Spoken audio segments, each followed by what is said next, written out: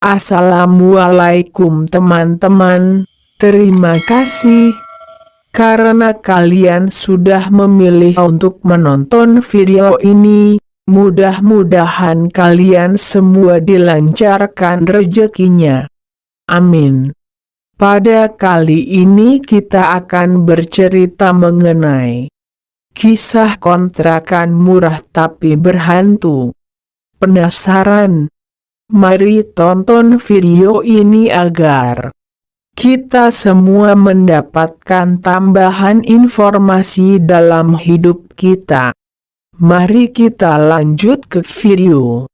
Yuk! Bagi yang merantau di kota besar, biasanya akan menemukan masalah terkait tingginya biaya sewa rumah atau apartemen. Mungkin sebagian masih memungkinkan untuk tinggal kos yang harganya relatif murah. Tetapi tidak sedikit karena alasan seperti sudah berkeluarga atau lainnya, mereka perlu sewa rumah atau apartemen. Masalahnya, terkadang sewa pun tidaklah murah. Apalagi untuk lokasi rumah atau apartemen yang sangat strategis. Kalian yang pernah mencari-cari apartemen atau rumah untuk disewakan tentunya tahu. Namun, terkadang kalau beruntung atau kurang beruntung, kalian bisa saja menemukan suatu rumah atau apartemen yang harga sewanya jauh lebih murah dibanding sekitar. Tentu saja, harganya lebih rendah ini bukan tanpa minus apa-apa. Kali ini saya akan menceritakan satu kisah di rumah berhantu di Jakarta Barat. Ini kejadian terjadi salah satu kenalan. Dia baru saja memulai bisnis restoran barunya itu. Untuk awalnya, dia menyewakan satu rumah yang posisinya tidak jauh dari mal tempat usaha dia. Nah, rumah tersebut jauh lebih murah daripada rumah sekitarnya. Tanpa curiga, dia pun menyewakan rumah tersebut. Rumah ini rencananya menjadi dapur dan sekaligus tempat tinggal si Koki. Karena di mal tersebut tidak ada dapurnya. Jadi setiap hari masakan akan dimasak di situ, kemudian diantar ke mal. Di mal hanya sekedar dipanaskan saja.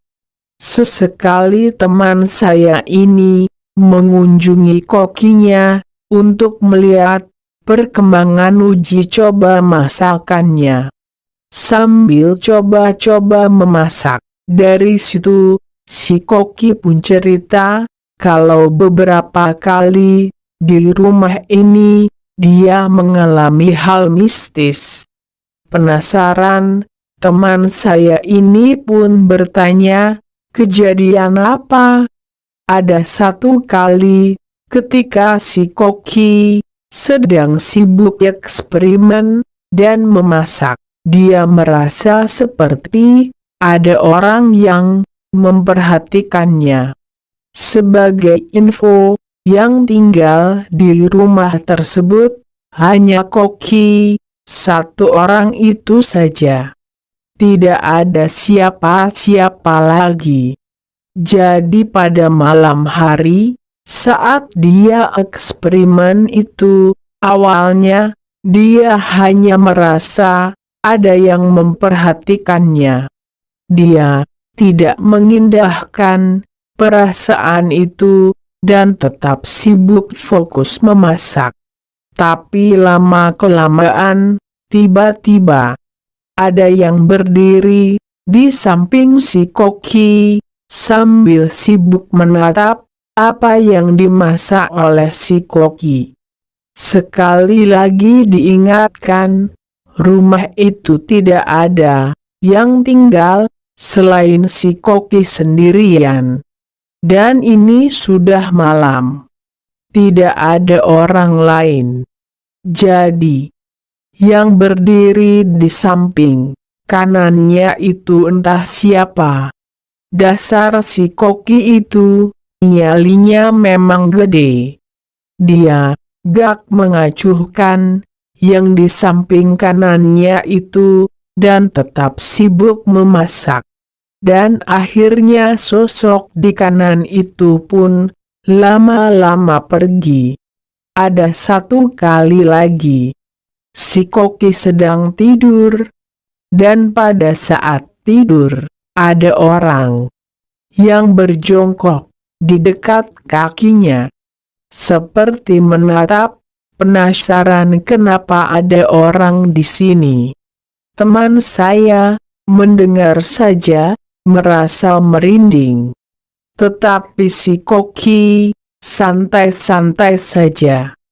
Belakangan teman saya saat kunjungi rumah sewaannya juga sempat ditanya tetangga. Kalau boleh tahu, sewa rumah itu berapa? Tanya tetangga yang penasaran. Teman saya pun sebut angkanya. Si tetangga itu senyum-senyum saja. Pantes disewa semurah itu. Pasti sudah tahu kan, kalau rumah itu berpenghuni, celetuk si tetangga. Teman saya yang mendengarkan ini juga hanya senyum-senyum saja. Asal muasal, mengapa rumah itu bisa sampai berhantu, dan sebagainya, memang juga kurang diketahui. Dan kalau dari mendengar cerita si Koki, kita juga bisa menangkap bahwa hantu yang ada di rumah itu tidak mengganggu siapa-siapa. Dia hanya penasaran sehingga mengamatinya. Hanya saja, orang yang nyalinya gak kuat, sudah barang tentu tidak mungkin akan sanggup tinggal rumah seperti ini. Namun karena Koki memang pemberani, ditambah tinggal di situ tidak perlu bayar uang sewa. Dalam artian, uang sewa ditanggung teman saya. Makanya dia juga tidak bermasalah tinggal di situ. Bagaimana dengan kalian? Maukah kalian tinggal di rumah berhantu, walaupun harganya lebih murah? Jawab sendiri pada kolom komentar. Itulah tadi teman-teman, kisah kontrakan murah yang berhantu. Seperti biasa, kita wajib ambil yang baik dan buruknya. Silahkan apabila kalian berkenan, subscribe, like, dan share, serta nyalakan notifikasi pada video ini, agar kalian menjadi orang pertama yang menerima info menarik dari kami.